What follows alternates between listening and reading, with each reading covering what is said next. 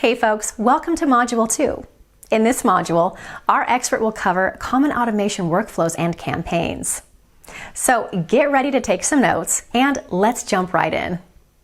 All right, so we're going to be starting out with the most basic of workflow automations, and that is basic lead nurturing. And again, we're using autopilot here. We're going to be using that for all of the different types of workflows that we're going to be looking at in this module. Again, you can do basically the same thing in any platform that you're going to be using, but autopilot is nice for our purposes here because it includes a whole bunch of preloaded and fleshed out types of campaigns, starting from the very basic nurturing a new lead all the way to the more advanced stuff having to do with webinars, text messages, cart abandonment, and that sort of thing. So let's jump straight into this one, nurturing a lead. This is very basic, very bare bones. Someone joins a certain list. When they join that list, then they're sent an email. Once that email is sent, there's a delay of, in this case, 10 days, and then another email is sent. Another delay, another email is sent, another delay, another email, and then once you're done sending them the content that you use for nurturing them, you would add them to a new list. And in this case, the list is called Nurture Done, which could potentially start them on a whole nother new automation campaign designed to fill another purpose. But the important thing here to notice is that while all of these things are happening, it's not linear. Other things are happening as well. So this email was sent, and then there's a condition line here saying on click. So if that email is clicked, then they get sent into a 1-day delay, and then they're sent another email follow-up. Same thing here. So if any of the emails throughout this entire period of what looks like probably about 30 days, so nurturing a lead over the course of 30 days, if any of them are not only opened, but a link inside is clicked, well, that's an indicator to you that they are interested in what you're offering, and after 1 day after clicking any of those emails, they're sent into this whole workflow process here, which includes a sales follow-up. And here's an example of a sales follow-up. Hi, Lisa. We noticed you're interested in learning more about trial journeys, etc., etc. Would you like to book an interactive demo? Okay, so that's just an example of what they do over at Autopilot. That's what would be in this email. Okay, how do you know that they're interested? Well, because they clicked. Okay, and you used your drag and drop interface to say if anybody clicks on a link inside of one of these emails, start a 1-day timer, and then send them these follow-up sales emails. After that happens, they're added to Nurture Engaged, which is a new list, right? Which again could start them on a whole nother campaign, and they are ejected from this journey.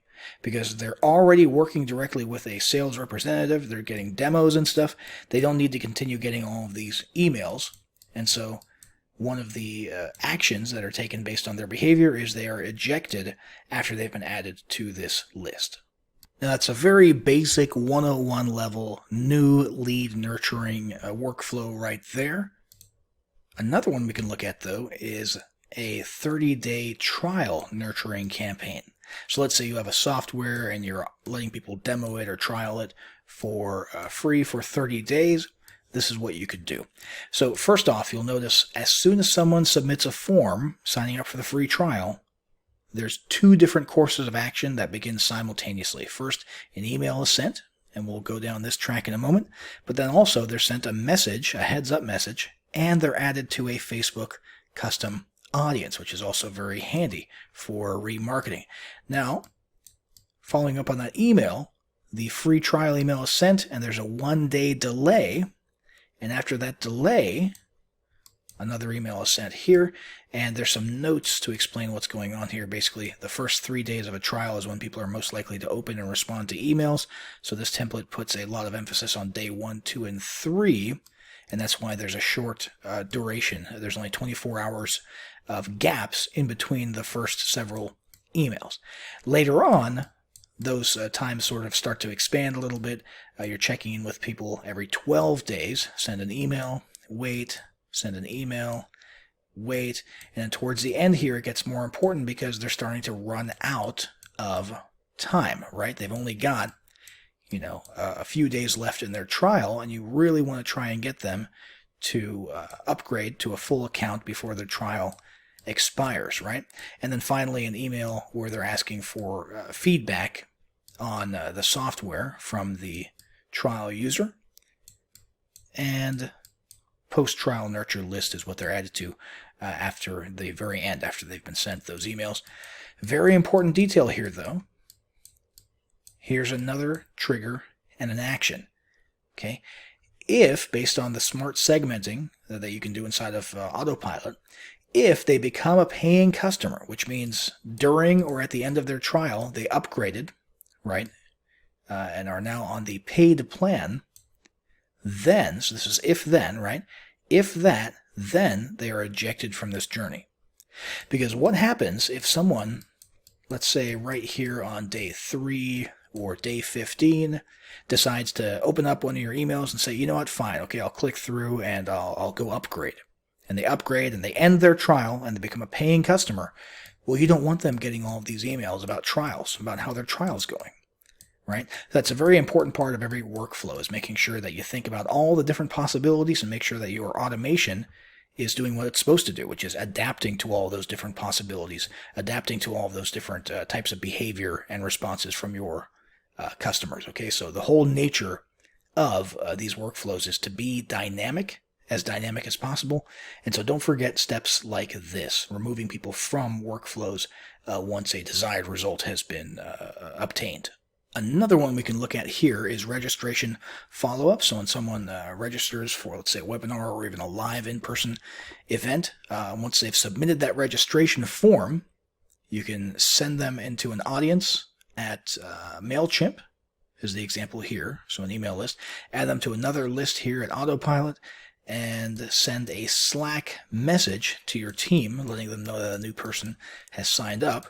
Add a 1-day delay, and then send an SMS. Okay, so this is very basic, bare bones, reminding them about the event that they registered for. So event registration follow-up. A little bit more advanced would be managing the attendees of a webinar. Now this one's very cool because it segments people based on how they felt after a webinar. So John, how was the webinar after attending? How do you feel about the software after they sat through the webinar? And they've got 3 options here. Happy and comfortable, which they're categorizing as expert. Okay for now, which they're categorizing as intermediate. Or I'm still confused and need more help, and they're labeling that as beginner. Okay, so once that email is sent out, there's a condition, which is click, and then determining which page was visited, so which of the links was clicked, and depending on which one was clicked, then they are sent into different email autoresponder campaigns here, right? So in the case of this one, they're recommending the templates library. They're asking them to sign up for a free trial.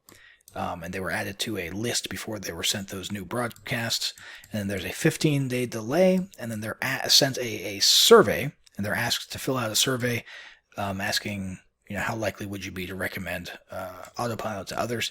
And that's another survey software that this directly integrates with. So another cool point for Autopilot there.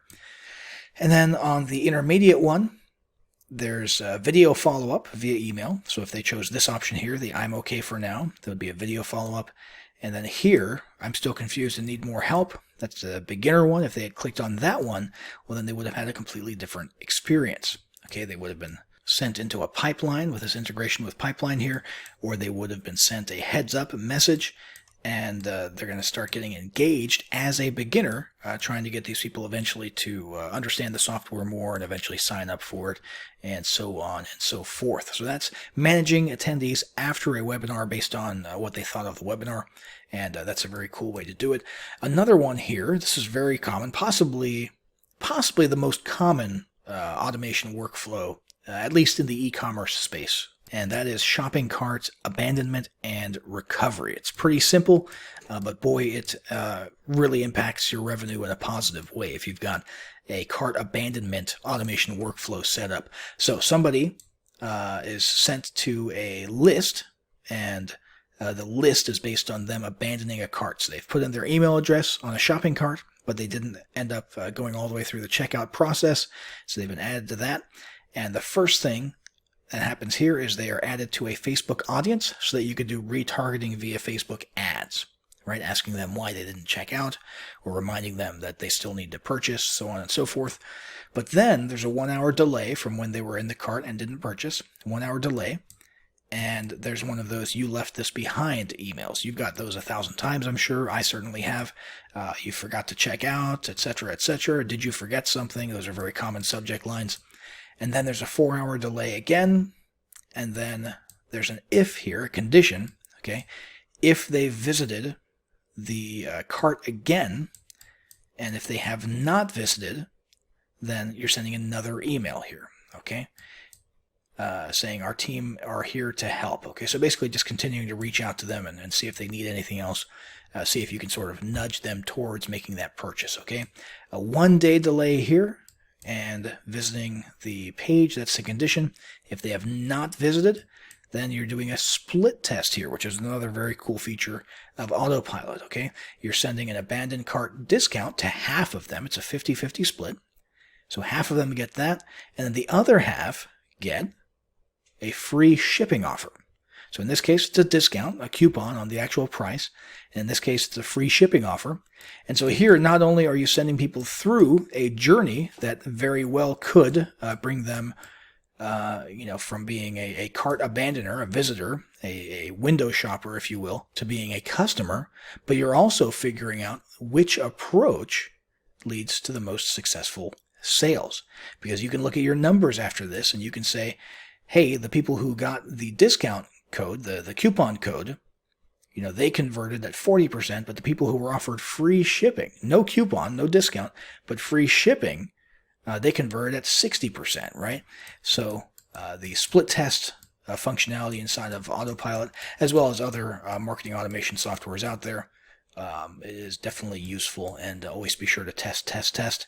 Here we've got cart recovered. Okay, once that person has indeed gone back to the cart and finished that initial purchase that they were going to make, okay, remove them from the abandoned cart list, remove them from the Facebook audience that you added them to here, and eject them from this journey, eject them from this entire workflow here, because you don't want to keep sending them emails saying, hey, why didn't you buy this thing in your cart, if they did, in fact, buy it shortly after being put into this recovery campaign, right? So eject them from this once you've been successful so that they don't continue getting more messages. And last but not least, we're going to be looking at SMS marketing automation here. And the example that we're using here is hosting an event or a meetup where people can submit their registration via Typeform, right? And you add them to a list, right?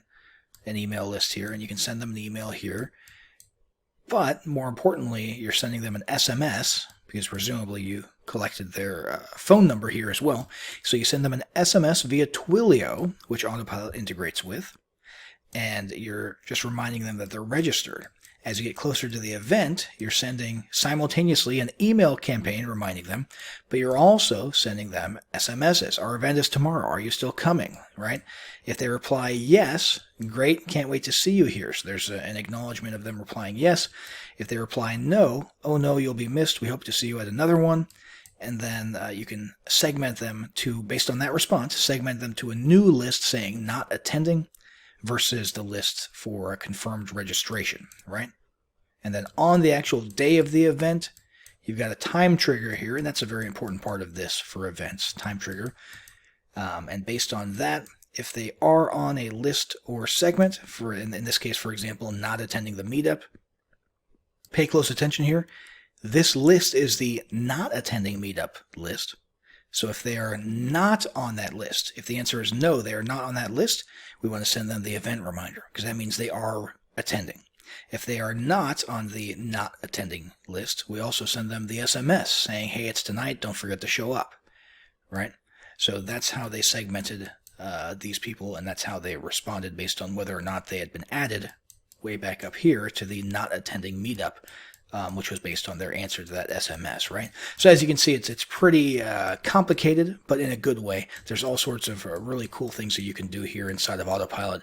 And these are just a few examples. There's dozens and dozens of different types of workflows that you can create to sort of maximize the power of marketing automation in your business.